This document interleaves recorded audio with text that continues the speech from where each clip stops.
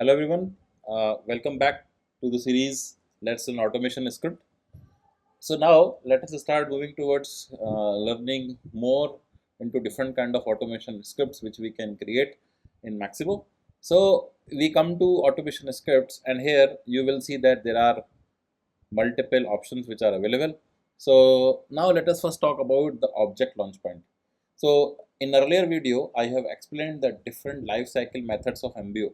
Now you will be able to see that those methods are directly available here on the object structure launch point. So if you see an object structure launch point, first of all, it is going to ask you to give a name of launch point. You can give it any name, and what is the object or MBO on which you want this particular script to run. So for example, if you want something to run asset, then in that case you will just give asset. You can give any name. You can give the same name uh, as object, that is also fine. Then what is the name of the launch point? So I am saying it asset. Then if you want to give an SQL condition, when you want only this script should trigger when this particular condition is met. For example, say for example you want this script to be running only for one specific site. If you have multiple sites and you want only for a specific site, you can define it here. Or you can also have the same thingy, that you can have the same condition written in your automation script, so you can use any of it. Then the main part is the event. So if you see event, there are multiple different kind of events which are available, and these are the event which you will be using as per your requirement. So first of all, initialize value. So as if you remember, initialize value is something when you are clicking any record from the list tab, when the record is getting initialized at that point of time for that MBO, the initialize value will be used. Then you are having the validate application, where you want to, where the validate app method will be called when you are trying to save a data. The most important ones which you will be using will be the save. Allow object creation and object delete creation is also something which you can use, but the most important one which you will be using is save. And when we talk about save, then for the save there are specific events which are given. So see, for example, if you have add, then update and delete. So when you want, whenever a save is happening, which event you want to check, whether this, but when the save is happening, when a new MBO is getting added, means you want to check if this should happen whenever a new record is created, then you can select add. You want this particular thing to be triggered, the code to be triggered not only on add but also on update. So if there is a record, when if you want, if there is a requirement, for example, that a particular a script should be running only when a new MBO is created, then you can just select the add. But if you want that the logic of your script should, whenever a save is happening, whether it is an add or an update, you can basically use that. So you can check the checkbox for update. Similarly, you have delete. So if you want to on delete function, then in that case you can use the delete. Along with the save, you will see there are 3 radio buttons which are available. So one is before save, then one is after save, and then in after commit.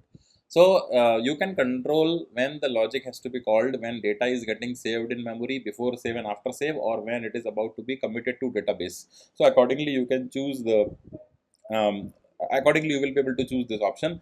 98% time you will be having before save, your logic will be running on before save. 1.5% time you will be doing something on after save. You want something to be triggered once data is saved, and then maybe 0.5% time, which is the least percentage, you might be writing logic on before commit. Otherwise most of the time before save is going to work for you. And then after that you can choose, if you already have a script you want to attach, then in that case you can choose existing. Otherwise by default just leave it on new. Then you have to select the language in which you want to write.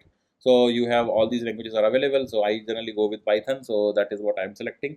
Then you can give a name, whatever name you want to give. So you can give a meaningful name to the automation script, right? So I can give any name, say save, for example, code running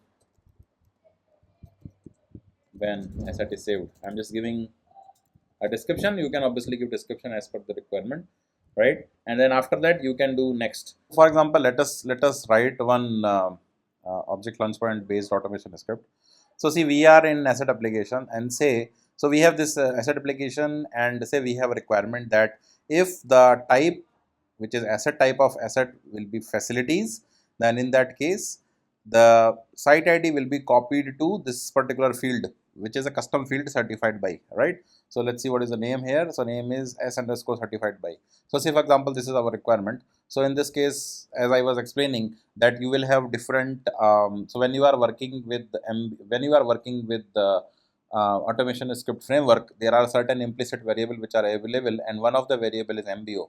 Means you can directly access MBO. You don't need to connect with MX server and get the reference and then fetch the particular MBO from the MBO set. This MBO is readily available. So in this case, what I can do is that I can write site ID equal to MBO dot get string site ID, right? And then I will take another variable, say asset type, and in which I'm going to say MBO dot get string asset type, because my requirement is that if the asset type is facilities, then copy the value of site ID into the field, this particular field certified by, and then I can so in this particular case I can check if asset type equal to say the type is facilities, right? Then MBO dot set value, just set the value in s underscore c. Let me see what is the value. So it is s underscore certified by. So let's set the value in s underscore certified by, and the value which we want to set is site ID, so which is already available into a variable which is site ID, and that's it. And I can say create. So you have c underscore asset, and you can see this is a script which I have just now written. So let us test it. So this is an asset, and let us see if we change the value to facilities and we try to save it. You can see the value of the site is set onto in certified by field. So what has happened here? So you will see that this particular logic is running not on add, but it is running on update event, because this asset is already there, right? It's already existing. So we are calling the update event of the save. So whenever a record is getting updated on the save, then there is a logic which we have written and we are actually updating it here. So you will be using the whenever you are having a requirement where you want something to happen on save, where user is saving the record and then accordingly something should happen, then in that particular case you should be using that object structure based launch point. I hope this is clear. This example is making things clear.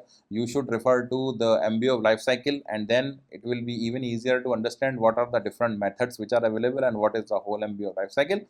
I hope you are enjoying the series, so stay connected and we will visit again with another topic. Thank you so much.